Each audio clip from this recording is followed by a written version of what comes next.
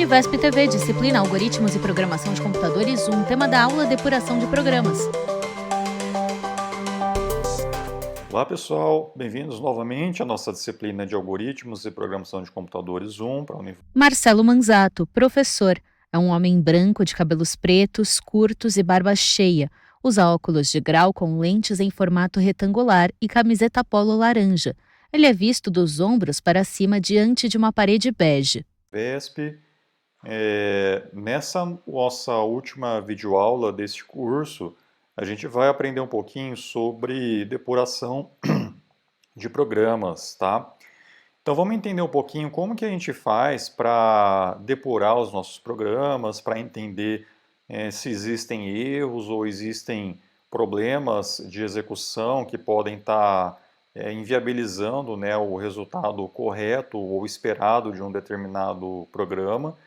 E a gente vai ver então que existem ferramentas, existem técnicas que podem auxiliar o programador, auxiliar o desenvolvedor de software para detectar esses possíveis erros no programa e facilitando também a manutenção e correção desses problemas. A tela se divide entre a apresentação de slides de fundo cinza e texto preto e a janela de vídeo do professor no canto superior direito. No primeiro slide, o nome da disciplina e o tema da aula. Bom, então a depuração de programas consiste então num processo de encontrar e reduzir erros, né, em implementações, em programas, tá? Os erros podem impossibilitar que o programa continue sua execução, caso seja um erro muito grave, né, por exemplo, uma divisão por zero, ou, por exemplo, não ter encontrado um arquivo para leitura, entre vários outros erros, né, que realmente não permitem, né, que o programa continue a execução. E existe também uma outra classe de erros que fazem com que o programa gere como saída um resultado incorreto. Então, por exemplo, você quer calcular a potência de um número e ao invés de você multiplicar o número pelo valor da potência, você multiplica por um valor menos 1, por exemplo, tá?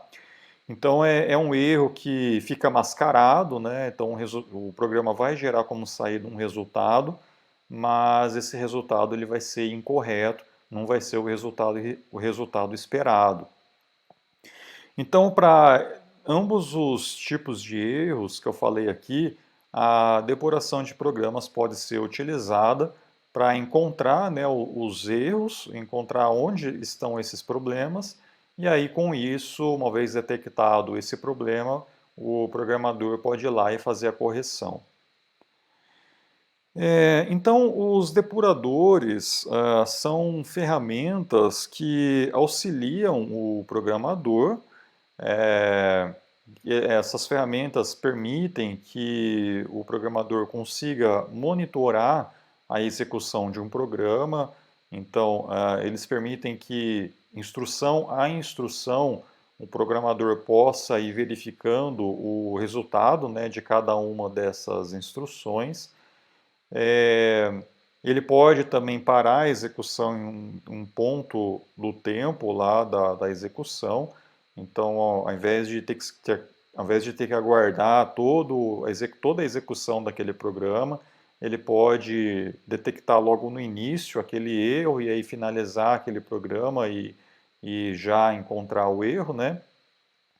Ele pode reiniciar o programa, pode também ativar pontos de parada, então ele pode fazer com que o programa execute até uma determinada linha lá do programa e a partir daquela linha ele vai analisar o estado do programa e daí depois, a partir daí, executar linha a linha aquelas instruções procurando, né, encontrar o erro. E alterar áreas de memória durante a execução. Então, algumas ferramentas de depuração permitem acesso também à memória interna do computador, mostrando ali quais são as variáveis e os seus respectivos valores, que foram setados até aquele momento da execução do programa, e aí o programador pode analisar, né, esses valores para verificar se estão corretos ou não, tá? Entre várias outras funcionalidades que os depuradores oferecem para o programador. No caso da linguagem Python, pessoal, quando vocês baixam então todo o kit lá de desenvolvimento, você recebe também um depurador que é o PDB. Esse PDB já vai estar disponível lá na tua máquina, uma vez que você tenha instalada a linguagem Python, tá? Então ela já vem inclusa na biblioteca padrão.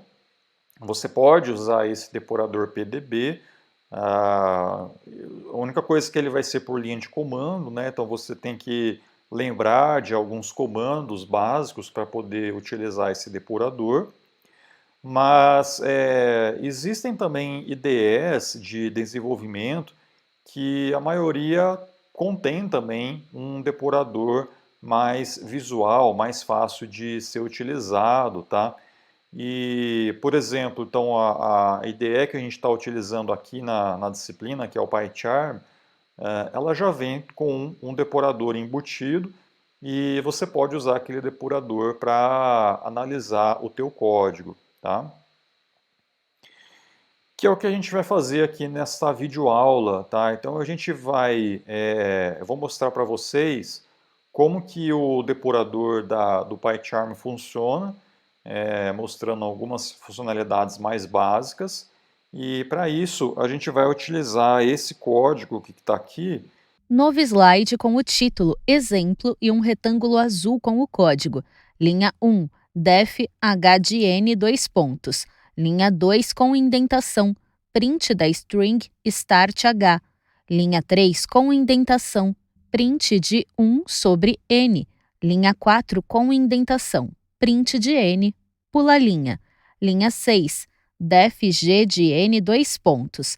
Linha 7 com indentação, print da string start g. Linha 8 com indentação, h de n menos 1. Linha 9 com indentação, print de n, pula linha. Linha 11, def f de n dois pontos. Linha 12 com indentação, print da string start f. Linha 13 com indentação, g de n menos 1. Linha 14 com indentação, print de n, pula linha. Linha 16, f de 2. Que ele tem um erro, né? Ele tem um problema onde, quando a gente vai executar esse código, passando aqui f de 2, né? Que é a execução aí do programa, em algum momento ele vai gerar um erro, vai gerar um problema nesta execução. E aí nessa videoaula, né, nessa demonstração, eu vou mostrar para vocês como que a gente faz para encontrar esse erro, tá? O professor compartilha a interface do computador com o programa PyCharm aberto e o código do slide anterior copiado. Então vamos lá. Bom, então aqui, pessoal, eu já tenho implementado aquele programa aqui na minha IDE. Então reparem que eu tenho três funções, H, G e F, tá? E eu estou chamando aqui o F, a função F, com um argumento 2, tá? Então esse 2 vai ser passado aqui para o N, e aí a função F chama a função G, a função G chama a função H, e H faz esse cálculo que está aqui. Então, se eu executar esse programa de uma vez, olha só, ele vai gerar um erro aqui, né? Se a gente analisar, reparem que eu estou chamando o f de 2. Então, com isso aqui, pessoal, esse traceback que está aqui no meu interpretador, com isso já fica relativamente fácil da gente entender onde que está o problema, ou qual que é o problema aí do nosso código, tá?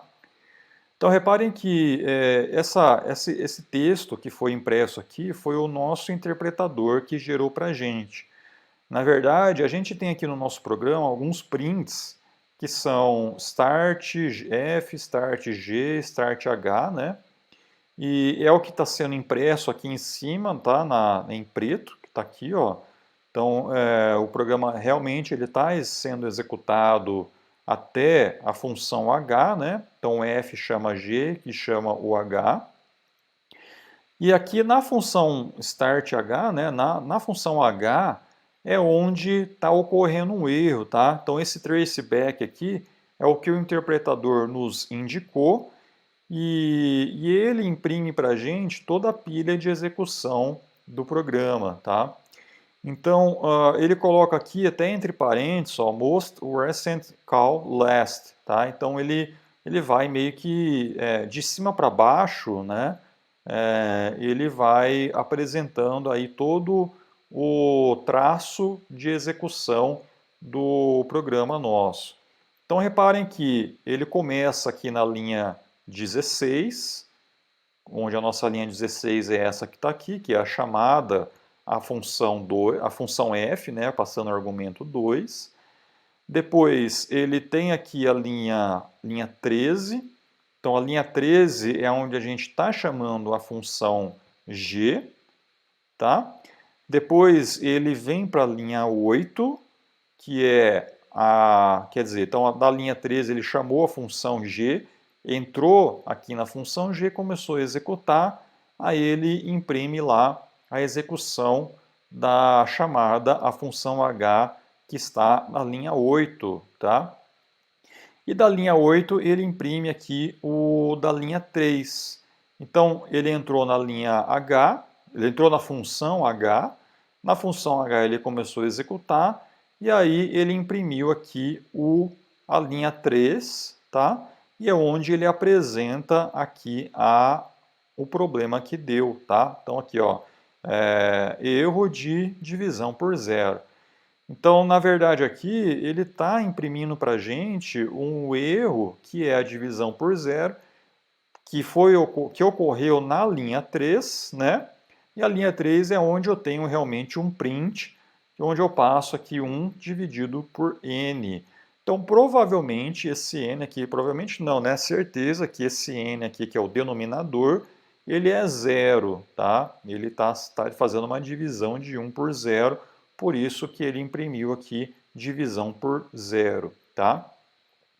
Bom, mas existe a possibilidade. Isso aqui que eu mostrei para vocês, pessoal, ainda não é o depurador, tá? Isso daqui é simplesmente o que o nosso interpretador gera, tá? Uma vez que ele detecta um erro. Se a gente quer, por exemplo, detectar coisas mais detalhadas, então, por exemplo, supondo que a gente olhe esse traceback e a gente não consiga entender ainda o porquê que esse n virou zero, tá? A gente pode usar o depurador. E aí, então, é onde eu vou explicar para vocês como que ele funciona. O depurador, pessoal, ele está aqui, ó, em Run, a gente consegue executar o programa no modo de debug, né, de depuração. Na aba de navegação superior, o docente clica na opção Run, depois em Debug. Exemplo 1. Uma janela dividida entre frames e variables surge no canto inferior. Executando esse código aqui de depuração, simplesmente do jeito que está, ele vai fazer a execução de todo o programa, tá? E aí ele para exatamente onde deu o problema, tá bom? A linha 3 com indentação print de 1 sobre n está selecionada. Então, fazendo a execução da depuração sem nada, né, do jeito que está, ele executa todo o programa e ele para exatamente aonde ele encontrou o erro, tá? Que é exatamente onde está aqui essa exceção. Aqui a gente... Então, reparem que essa janelinha é a janelinha já de debug, né, ó, de depuração, tá?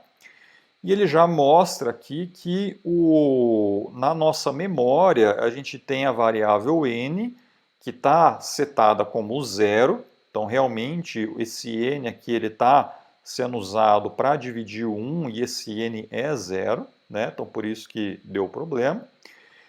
E aí aqui no console a gente tem também o resultado aqui da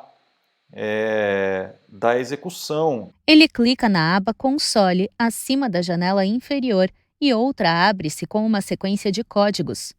Né? Então a gente inicializou, chamou a função f, ele imprimiu start f, depois start g, start h, e aí ele já imprimiu aqui aquele traceback que é exatamente aquilo que a gente viu, né, anteriormente, só que um pouco mais de detalhes, até chegar na divisão por 0. Bom, mas ainda não é o que a gente procura, né? A gente quer saber por que, que o n virou 0. Reparem que aqui, então, ele para já com n igual a 0. Ó. E a gente não quer isso, a gente quer entender antes o porquê que o n virou 0 até aquele ponto. Tá? Então, para isso, pessoal, a gente tem alguns outros comandos que a gente pode inserir, que é, por exemplo, a inserção de um checkpoint. Tá?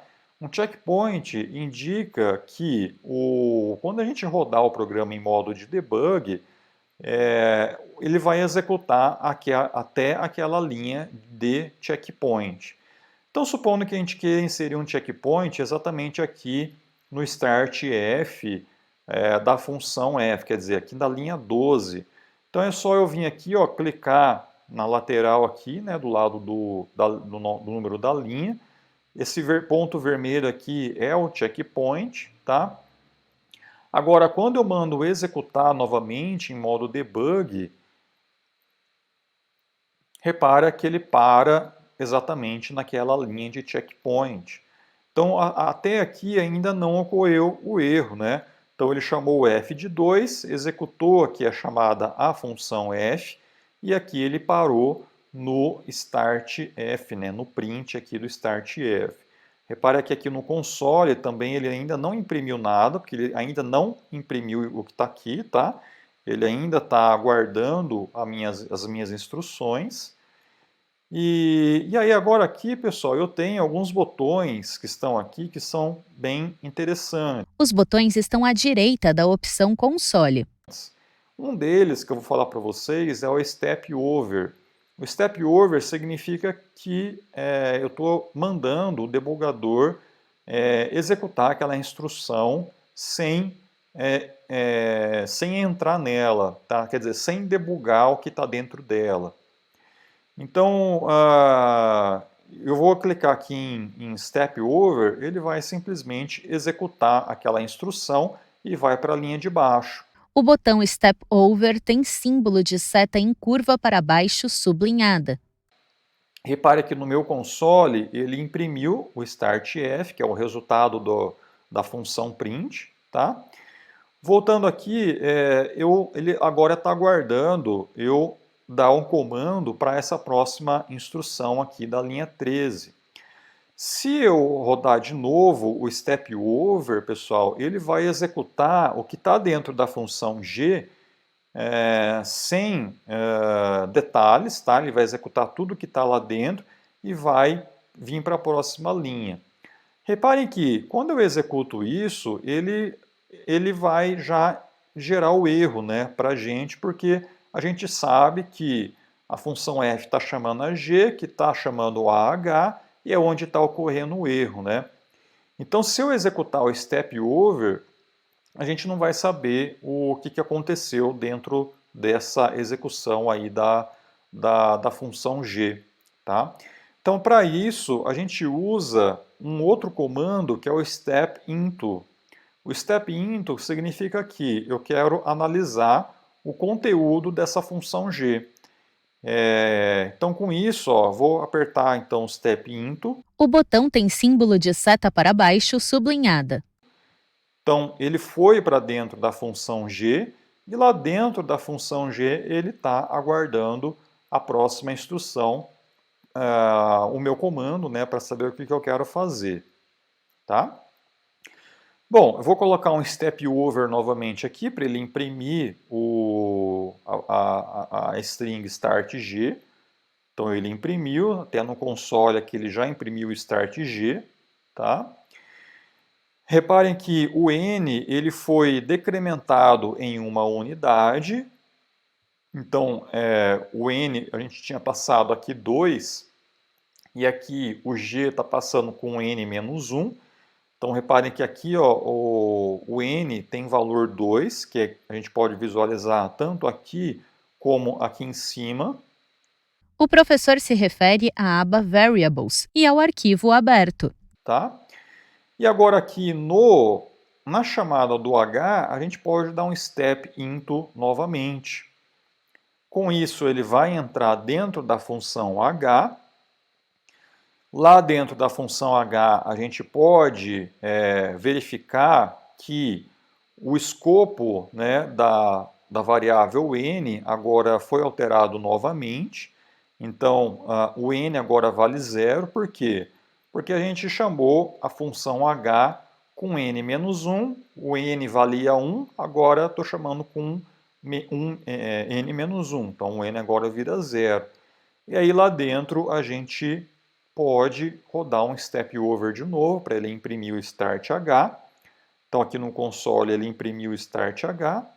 E agora exatamente aqui é onde a gente consegue detectar o erro, né?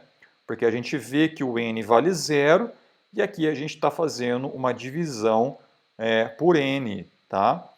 Então aqui tanto faz eu colocar um step over ou um step into, tá? Ele vai apresentar aqui um erro para você.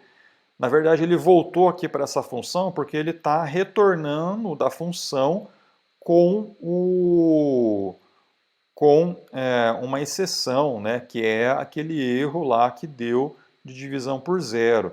Então, se eu rodar novamente aqui, Ele clica em Step Over. ele está saindo, né? Está saindo das funções, quer dizer, ele está voltando, né, da execução da pilha lá de chamada das funções.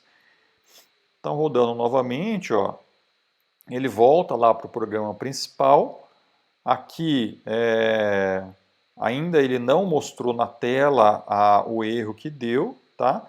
Mas ele está voltando lá da execução do retorno, né, das funções H e G, e agora aqui do F ele também retornou. Apertando novamente o Step Over, aí sim ele apresenta para você a exceção. Tá? Então aqui ele apresenta aqui a divisão por 0, né, exatamente esse retorno, né, que ele fez lá das chamadas das funções, ele imprime na tela. E aqui ele mostra também a exceção que foi gerada lá execução. Ele indica, respectivamente, as abas Console e Variables. E por fim, mais uma vez, ele finaliza aqui a execução do programa. Tá certo? Uma outra funcionalidade interessante é quando você coloca o cursor numa linha, por exemplo, você pode mandar executar